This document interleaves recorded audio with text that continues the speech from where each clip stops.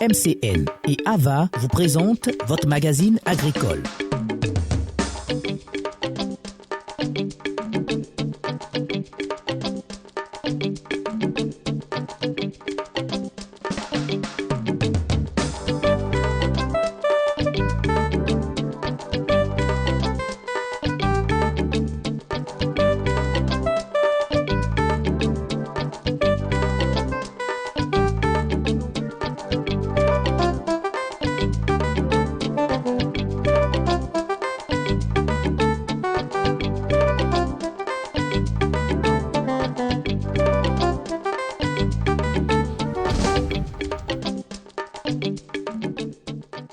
Comment produire plus? Comment rendre compatible le développement du produit et celui de la société? Bonjour chez vous, vous faites bien de nous rester fidèles. Nous avons tendu pour ces 26 minutes notre micro aux ingénieurs agronomes formés pour encadrer nos braves paysans. Ça se passe de commentaires, suivez-nous.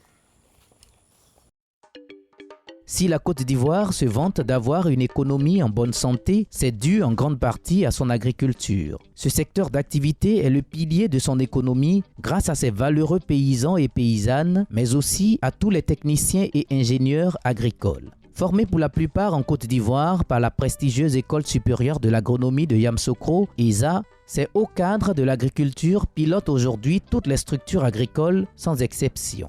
Le magazine agricole Braves Paysans a voulu visiter ce cadre qui sert de support pédagogique à ses administrateurs émérites.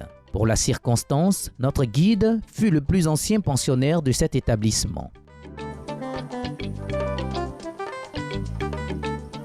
C'est vrai que les gens disaient qu'on formait des bureaucrates, des ceci, de cela. Mais aujourd'hui, je peux vous rassurer que nous formons des ingénieurs de terrain. Des ingénieurs qui sont capables de concevoir sur le terrain, de réaliser ce qu'ils ont conçu et de créer leurs propres entreprises, d'embaucher d'autres jeunes. Si le problème récurrent est résolu, c'est-à-dire les moyens financiers, s'il y a une source de financement de ces jeunes, aujourd'hui, vu ce que nous avons mis en place, permet d'avoir des étudiants autonomes à la sortie. Cet établissement est dirigé par un ancien étudiant, aujourd'hui ingénieur agronome. Effectivement, notre école, depuis plus de 50 ans, forme des ingénieurs agronomes, des ingénieurs techniques agricoles et aujourd'hui, nous avons des techniciens supérieurs en agronomie. Alors, donc, nous avons une vocation donc, de former des ingénieurs de très haut niveau que nous plaçons sur le terrain professionnel. Mais depuis 2 ans, nous avons donc entrepris des innovations de sorte à pouvoir former des producteurs et des personnes qui, même à la limite, n'ont pas un premier diplôme comme le bac et qu'on peut reconvertir au secteur de l'agriculture. Donc c'est dans ce cadre-là que nous signons souvent des conventions avec certaines entreprises pour donc recevoir des contingents ou du moins des personnes pour lesquelles nous assurons du renforcement des capacités. En dehors de ces diplômes, il y a 2 grands types de diplômes que nous formons. Il y a la formation qualifiante et la formation diplômante. Donc la formation diplômante concerne donc les ingénieurs agronomes, les ingénieurs techniques agricoles et les techniciens supérieurs. La formation qualifiante est adressée aux producteurs et même aux petits paysans parce que nous avons une vocation donc à pouvoir accompagner l'émergence de la Côte d'Ivoire, surtout à travers le secteur agricole qui est un pilier important de l'économie de la Côte d'Ivoire. Sa nouvelle vision offre de meilleures opportunités d'études et permet de parfaire ses connaissances, nous témoignent ces étudiants que nous avons trouvés en pleine activité. Ici, on apprend plus sur la mise en place et l'entretien jusqu'à la récolte des cultures. Puisque en classe, nous faisons déjà la théorie. Ici, c'est le terrain, donc nous faisons la pratique pour valider nos diplômes. Quand nous sommes arrivés, il y avait plusieurs étudiants. Donc, les étudiants étaient encadrés par les formateurs ici. Donc, nos formateurs, c'est un entomologiste. C'est-à-dire qu'il fait les études sur les insectes. Donc, il reçoit des produits non homologués. Donc, comme sont les étudiants, ils donnent ces produits pour qu'on vienne tester si les produits sont bons. Ils retournent à la dite société qu'il a envoyée, puis on met le produit sur le marché pour que ça soit homologué. Nous avions commencé d'abord par un premier test, c'est-à-dire pour voir le niveau de connaissance par rapport aux premières formations que nous avions eues l'année passée ici. Ils ont évalué un peu nos niveaux. Lorsqu'ils ont fini d'évaluer nos niveaux, ils ont essayé de voir tout ce que nous avions appris l'année dernière, qu'est-ce qui a marché, qu'est-ce qui n'a pas marché, qu'est-ce qu'il y a à améliorer pour qu'on soit vraiment plus performant sur le terrain. De la formation à la vie active, certains ingénieurs agronomes expriment leur peine et leur joie dans l'exercice de leur métier d'agronome. Pour parler des peines du métier, je dirais que les difficultés que rencontrent les élèves ingénieurs agronomes à la sortie de l'école, ce sont les mêmes difficultés que rencontrent tous les jeunes rechercheurs d'emploi en Côte d'Ivoire. Lorsque vous sortez de l'école, vous avez l'impression, en voyant les aînés, qu'automatiquement, vous aurez accès à toutes ces belles voitures, à ces places dans les bureaux de direction. Mais il faut pouvoir faire son parcours. Accepter de commencer au bas niveau, faire ses preuves et gravir les échelons tout doucement. Et je pense que c'est le secret de la réussite, l'abnégation, le travail continuel, et puis à la fin vous aurez les résultats de tous vos efforts. En termes de succès, je dirais que le succès aujourd'hui pour un ingénieur agronome, sa joie se retrouve dans le sourire d'un paysan qui est satisfait enfin de sa campagne parce qu'il a eu un revenu supérieur à l'année précédente, tout simplement parce que vous avez su l'accompagner, vous avez su le guider et lui montrer comment suivre correctement son itinéraire technique. Et pour moi, personnellement, c'est une joie énorme.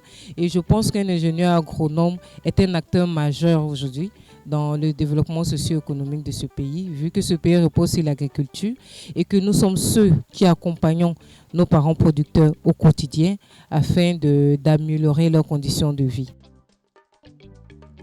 Si les anciens ont eu plus de chance en trouvant facilement du travail, ce n'est pas le cas pour ceux d'aujourd'hui, nous explique cette jeune ingénieure agronome qui fut major de sa promotion. Il faut dire que par rapport à avant, en tout cas tout ce qu'on a pu savoir de ce que nos anciens nous ont dit, comment est-ce qu'il était facile de s'insérer professionnellement parlant.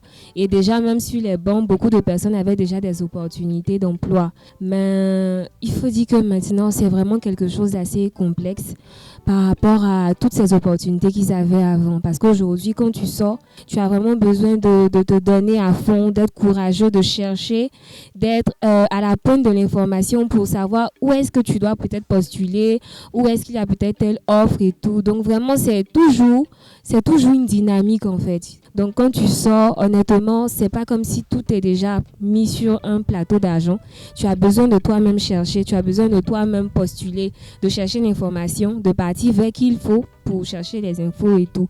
Il y a aussi ce côté où tu peux peut-être trouver quelque chose, mais il y a la partie des contrats. Tu as besoin d'un emploi stable où tu vas pouvoir travailler sur une longue durée ou bien un contrat qui te donne vraiment des avantages qu'il faut. Donc, il y a déjà ça encore qui vient s'ajouter parce qu'aujourd'hui, on a plus affaire à des contrats à durée déterminée et c'est vraiment difficile en fait parce que ça ne te permet pas de rester stable à un emploi bien fixe. Tout ce que je peux dire, c'est vraiment encourager tout un chacun, surtout à tous nos petits frères qui viennent derrière, de vraiment s'armer de courage, de chercher, de ne pas se décourager, surtout pas ça parce que se décourager, ça n'arrangerait rien.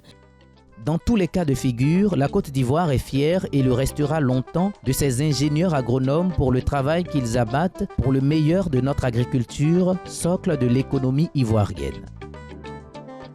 Certains l'ont choisi pour sa fiabilité.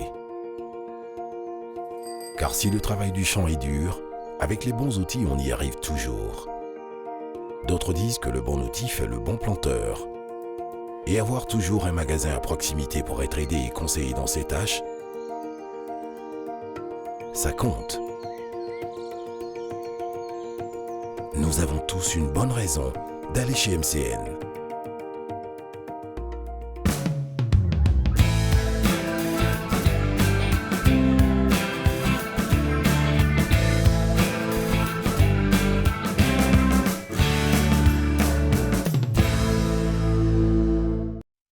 Située à 30 km de Tonda, Tabagne est une localité du nord-est de la Côte d'Ivoire et appartenant au département de Bondoukou, région du Gontougo. La localité de Tabagne est un chef-lieu et comme dans plusieurs zones rurales du pays, le problème de l'autonomisation des femmes se pose avec acuité. Toutefois, des personnes de bonne volonté ne restent pas indifférentes à cette situation. Elles essaient de trouver des solutions pour aider leurs sœurs défavorisées à sortir de cette situation difficile. C'est le cas de Madame Yeboah qui a décidé de créer une ONG réunissant les femmes. C'est pour se rendre compte de ces actions nobles que l'équipe de production de l'émission Braves Paysans est allée à sa rencontre. J'ai créé l'ONG à Diaké parce que j'ai grandi au village. Je suis partie au champ avec mes parents. Et après, quand je suis rentrée dans la vie active, j'ai continué à venir au village, à vivre avec mes parents. Et j'ai vu la misère que mes parents vivent. Donc ça m'a poussé à mettre l'ONG en place. Donc j'ai réuni mes mamans, mes grandes soeurs, mes petites soeurs. Je leur ai dit, bon, qu'on se mette ensemble pour notre propre autonomisation et puis pouvoir sortir un temps soit peu de cette misère que nous vivons. Aujourd'hui, grâce à cette ONG et son initiative de produire du vivrier, la stigmatisation et la discrimination quant à l'accès des femmes à la propriété foncière s'effritent peu à peu, au point même que la chefferie du village leur a cédé les lopins de terre pour leur culture. Malgré le temps passé en ville, cette secrétaire de direction n'oublie pas les valeurs traditionnelles d'une bonne femme africaine. Car c'est aussi une épouse dévouée, attentionnée aux tâches de son ménage et aux coutumes de sa communauté à telle enseigne que c'est bien son association et ses récoltes qui ont été choisies pour le don aux personnalités venues à l'Adaye Kessié, la fête de l'Igname. Ces nombreuses actions entreprises lui ont valu aussi une assistance du FIRCA qui lui a octroyé du matériel et des intrants agricoles pour son association. Ses membres et parents, voyant les performances et le fruit du travail abattu, sont fiers de témoigner en sa faveur. C'est une femme qui est très dynamique. Elle est sociable. Elle réunit les femmes. Malgré qu'elle soit loin d'ici, de temps en temps, elle passe pour croiser les femmes.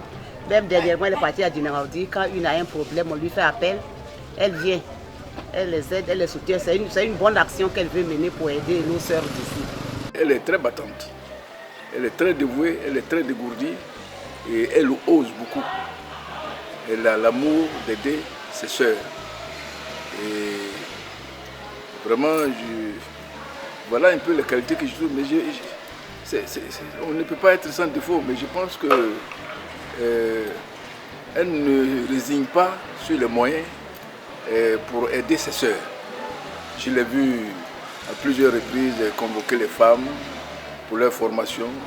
Je l'ai vu les entretenir pour la formation en comptabilité et même comment faire pour sortir de cette misère. Vraiment, j'invite à toutes les structures qui peuvent lui apporter un concours de le faire sans hésiter parce que c'est une battante.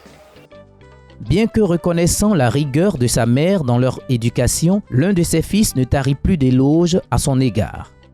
Je peux dire que c'est une bonne mère. Elle est attentionnée, très très affective. Et puis elle est déterminée. Quand elle est dans un projet, elle va jusqu'au bout du projet. Les difficultés que nous rencontrons, c'est presque les mêmes difficultés que la femme rurale rencontre. C'est ce besoin de se prendre en charge, de pouvoir s'occuper de nos enfants, de pouvoir scolariser nos enfants. Mais comment le faire? Il faut qu'on ait un appui de l'extérieur. Je profite même de votre antenne pour saluer l'appui du FICA qui a fait déjà beaucoup pour nous, qui nous a appuyés en formation, qui nous a appuyés en matériel agricole. Je vois que les femmes sont motivées, mais c'est le manque de moyens. Pas le manque de moyens financiers, elles ont la force pour travailler la terre. Mais il faut qu'elles aient au moins, quand tu finis de travailler, pour travailler la terre, et puis pour avoir le fruit de la terre, il faut que tu trouves les éléments. Les éléments, c'est quoi? Les éléments, c'est trouver les semences. Les éléments, c'est trouver les machettes que tu vas prendre pour aller travailler. Les éléments, c'est trouver les arrosoirs que tu vas prendre pour arroser tes produits, pour pouvoir faire les contre-saisons. Donc, nous voulons profiter de votre antenne pour demander aux différentes structures qui peuvent nous appuyer de nous appuyer. C'est dans une ambiance festive, à l'occasion de l'Adaye Kessié, fête de l'igname du peuple bron, que nous avons pris congé d'elle.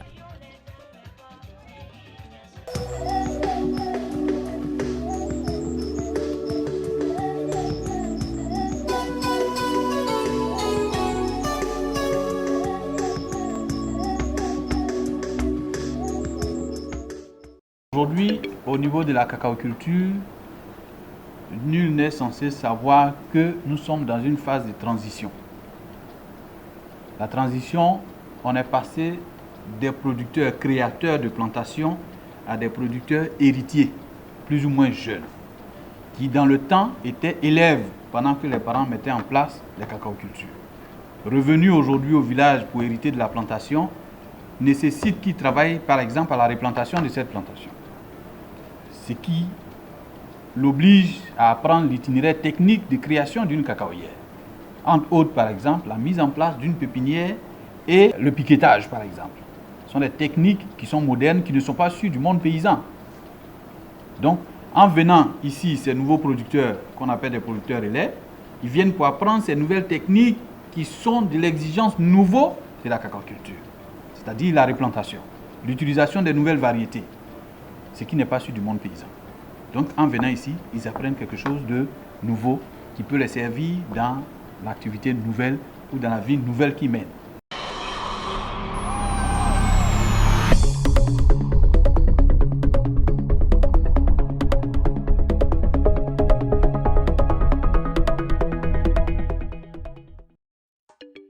Force est de constater que le problème de la transformation des matières premières agricoles en Côte d'Ivoire se résout peu à peu. Toutefois, une insuffisance reste encore à lever au niveau de l'amélioration de la qualité sanitaire de ces produits transformés par nos petites unités locales. C'est fort de ce constat que le REDPACI, le réseau national des agrotransformatrices de Côte d'Ivoire, a convié une énième fois de plus autour d'un atelier la grande majorité des femmes transformatrices pour leur inculquer les bonnes pratiques de transformation de nos produits du terroir. Le but de cette rencontre, qui vise la formation pour l'amélioration de la qualité sanitaire et la sécurité des produits alimentaires issus des petites unités de transformation artisanale et semi-industrielle, devrait à n'en point douter permettre une plus-value et impulser la compétitivité de ces produits. Au cours de cet atelier, l'on a eu droit à des allocutions de la représentante de Madame la ministre de la Femme, Maria Toukone, qui a fait ressortir que 50% de la transformation des produits est faite par les femmes. Aussi, l'allocution du directeur de la valorisation des produits agricoles du Minagri, M. Indri Apia. À noter également la présence remarquable de certaines ONG internationales. La formation a été administrée par un consultant international, M. Poulotte. Les modules présentés ont tourné autour de la thématique des droits et devoirs des transformatrices sur la qualité sanitaire des aliments bruts transformés, sensibilisation à la nutrition, salubrité, respect de l'environnement, responsabilité du transformateur dans la mise en vente d'aliments transformés. En outre, un regard particulier a été mis sur les valeurs nutritives de ces produits, à savoir la différence entre les lipides, protéines, glucides, etc. Une visite de stands de transformateurs locaux a permis de voir leur savoir-faire dans la petite transformation locale. On transforme les jus, le gingembre, le tamarin, le citron, la passion, l'ananas et le bissap pour le moment. Et voilà comment c'est présenté. C'est naturellement fait, c'est pasteurisé et c'est sécurisé. Le ministère de l'Agriculture, sous la supervision duquel sont impulsées toutes ces actions, nous donne les enjeux du vaste chantier à venir. La vision du ministère de l'Agriculture en matière de transformation des produits agricoles, c'est que de plus en plus, on fasse des technologies, du matériel à moindre coût et accessible aux producteurs agricoles et qui puissent leur permettre de transformer leurs produits et augmenter leurs revenus. C'est pour cela que nous encourageons donc ces femmes à faire de la transformation, disons, un élément très important, qui leur permet aussi de diversifier les marchés. Au sortir de cet atelier initié par le REDPACI, dirigé avec maestria par une biochimiste de formation, Koulibaly Salimata, nous donne ses impressions.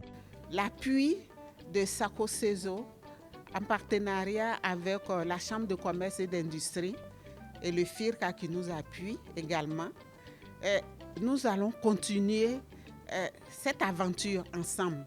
C'est une convention de 5 ans et j'ai appelé ça le processus d'amélioration et de mise en vente de nos produits et de production en masse. Et je pense que nous n'allons pas nous arrêter à si bon chemin avec la Chambre de commerce et d'industrie.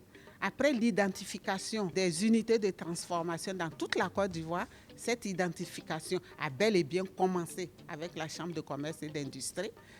Nous allons retenir les meilleurs, les plus assidus aux différentes formations que Sako Sezo nous donne. Le consultant vient du Canada pour nous former.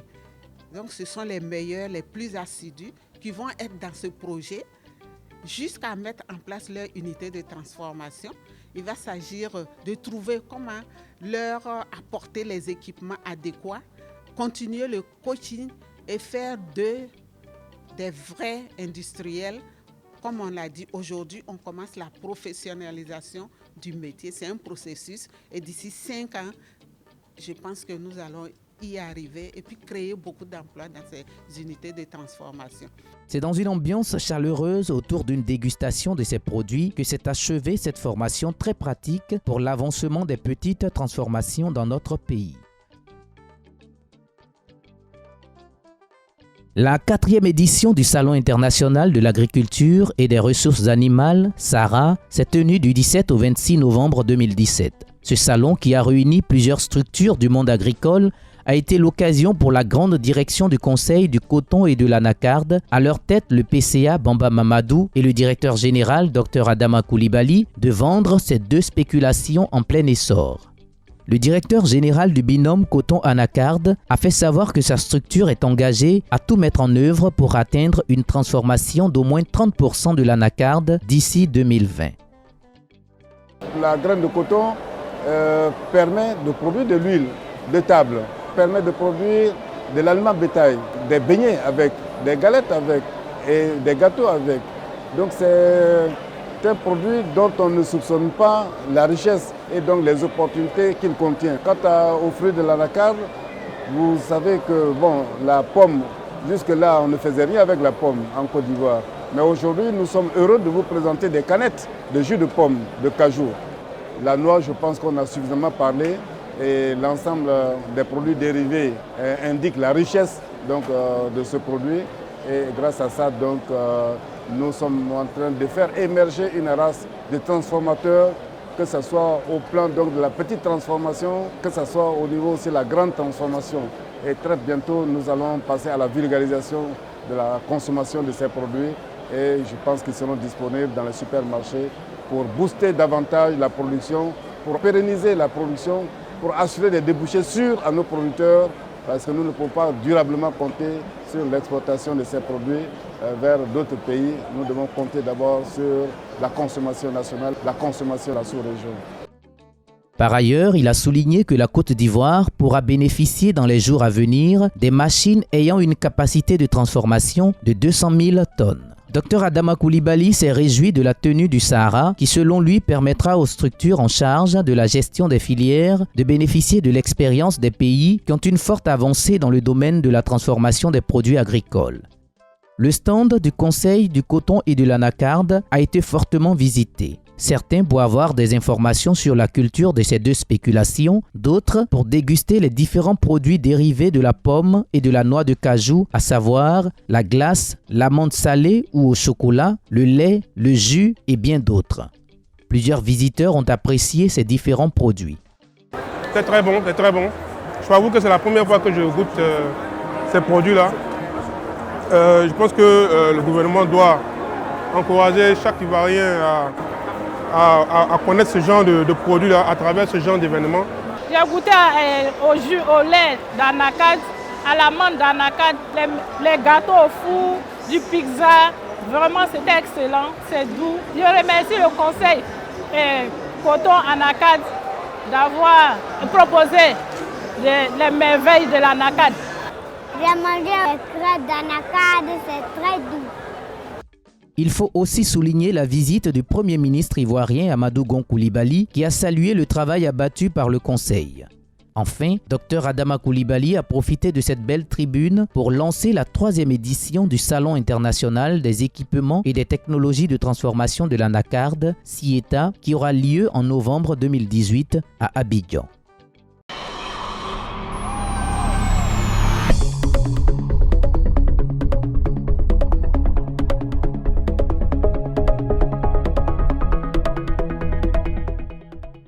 Nous remercions l'ESA, l'École supérieure d'agronomie, et nous félicitons nos ingénieurs agronomes pour ce travail remarquable qu'ils abattent aux côtés de nos braves paysans.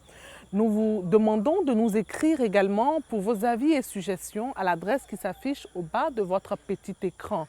L'Agence pour la valorisation de l'agriculture, des ressources animales et halieutiques a été très heureuse de vous produire cette émission.